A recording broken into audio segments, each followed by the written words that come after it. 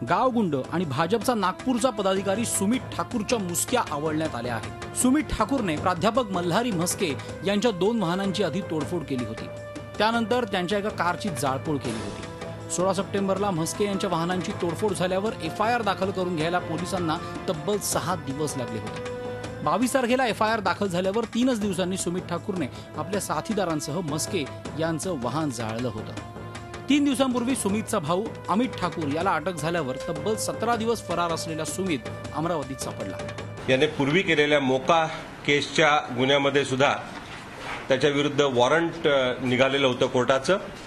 त्या वॉरंटामध्ये सुमित ठाकूरला अटक करण्यात आलेली आहे आणि त्याचे जे 2 सहकारी आहेत त्यांना हे जे म्हस्के यांनी दाखल केलेले पहिला गुन्हा आहे त्याच्यात अटक केलेला आहे।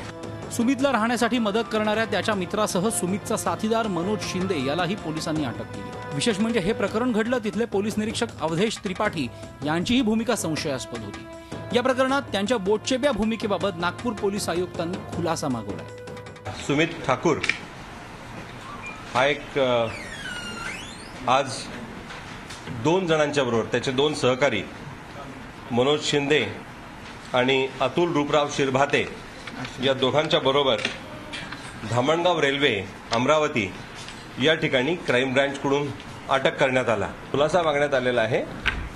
चौकशी अद्याप मला वाटतं लावतील एखाद्या CP साहेब। खुलासा मागण्यात आलेला आहे PIचा। होय।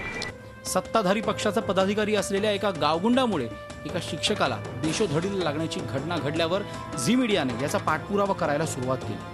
कोणत्याही परिस्थितीत मल्हारी म्हस्के यांच्यावर अन्याय होता कामा नये यासाठी झी मीडियाने सातत्याने हे प्रकरण लावून धरलं होतं। झी मीडियाने निर्माण केलेल्या दबावानंतर अखेर पोलिसांना तातडीने कारवाई करून सुमित ठाकूरच्या मुसक्या आवळाव्या लागल्या। राजकारणाचं गुन्हेगारीकरण झालं की त्याचे परिणाम समाजाला कसे भोगावे लागतात त्याचंही उदाहरण। अखिलेश हळवे, झी मीडिया, नागपूर। झी 24 तास रहा एक पाऊल पुढे।